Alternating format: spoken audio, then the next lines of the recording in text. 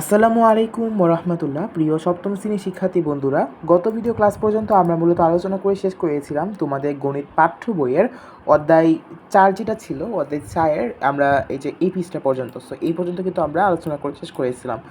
আজকের এই ভিডিওতে মূলত আমরা উদাহরণ 18 যেটা রয়েছে এবং উদাহরণ 18 থেকে আমরা পেজ 62 এবং পেজ 63 এই অনুশীলনী 8 পর্যন্ত সবগুলো আমরা সমাধান করে শেষ করব।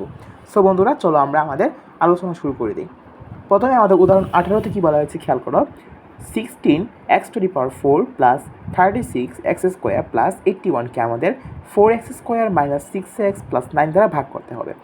প্রথমে আমরা দেখব যে এই যে দুটো রাশি দেওয়া রয়েছে বা যাকে আমাদের ভাগ করতে হবে, বাহ্য বা বাচক, তারা কি মানে এক্সের ঘাতের অধক্রম অনুসারে সাজানো আছে কিনা। যেহেতু সাজানো আছে, দেখো এখানে সাজানো আছে, এখানেও সাজানো আছে, সেজন্য আমরা জাস্ট ভাগ করার প্রক্রিয়াটা শুরু করে দিব। আমরা লেখার পরে খেয়াল করো যে আমরা প্রথমে দেখব যে এই যে প্রথম পদকে ভাগ কত যদি আমরা এখানে ভাগফল বসাই তাহলে নিঃশেষে বিভাজ্য আসতেছে। আমরা যদি এখানে 4x² বোঝাই তাহলে কিন্তু আমরা এখানে 16x⁴ পাই যাচ্ছি। এবং এরপরে এই 4x² দ্বারা কিন্তু আমরা -6x এবং 4x² দ্বারা আমরা 9কে গুণ করে আমরা জাস্ট এখানে উত্তরটা নিচে বসিয়ে দিলাম। ঠিক আছে, এরপর আমরা জাস্ট বিয়োগ করে দেবো কী আসতেছে এখানে 24x³ আসতেছে, এই যে এইটা, ঠিক আছে, এবং 81 আসতেছে। আর এখানে আর তেমন কিছু কিন্তু নাই, এখান থেকে এই লাইনটাও 16x⁴ কাটা চলে যায় এবং 36x² এটাও কাটা চলে যায়।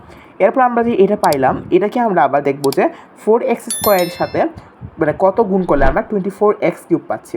এখানে কিন্তু আমরা 6x গুণ করলে কিন্তু পাচ্ছি। আমরা এখানে প্লাস 6x আনবো এবং সেখান থেকে আমরা যদি গুণ করে দিই তিনটা রাশিকেই, তাহলে আমরা এরকম একটাও পাচ্ছি।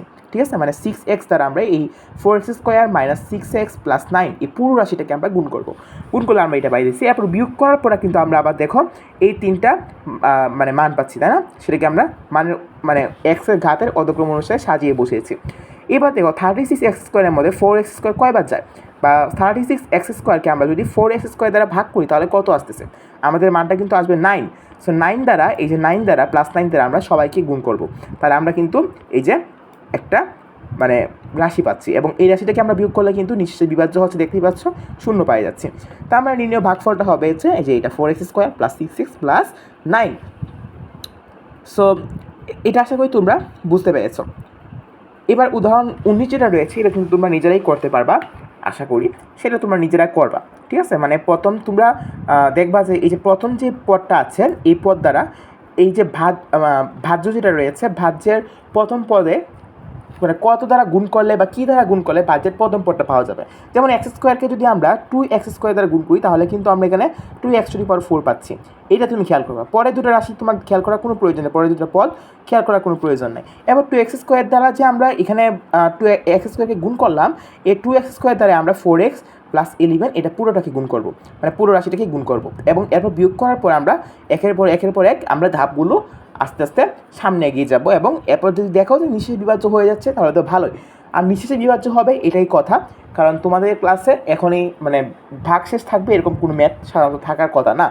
তারপর আমরা সামনে পাইলে হয়তো বা তখন আরও কিছু শিখতে পারবো আমরা। ঠিক আছে, এবার উদাহরণ 20 যেটা রয়েছে, উদাহরণ 20 তোমরা নিজেরা করতে পারবা। এটা খুব সিম্পলি তোমরা কিন্তু করে ফেলতে পারবা, আশা করি তোমরা নিজেরাই করতে পারবা। কাজ যেটা রয়েছে তিনটা কাজও তোমরা নিজেরা করবা এবং আমি জাস্ট তোমাদেরকে উত্তরগুলো একটু দেখিয়ে দিব।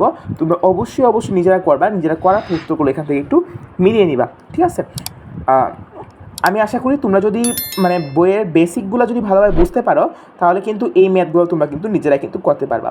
তারপরেও যদি কোনো সমস্যা হয়, যে কোনো ম্যাথের কোনো জায়গায় সমস্যা হলে জাস্ট কমেন্টে আমাকে বলবা যে ভাই আমার এই ম্যাথটা এই জায়গায় সমস্যা হচ্ছে, আমি তোমাকে সাহায্য করার জন্য সবসময় রেডি আছি।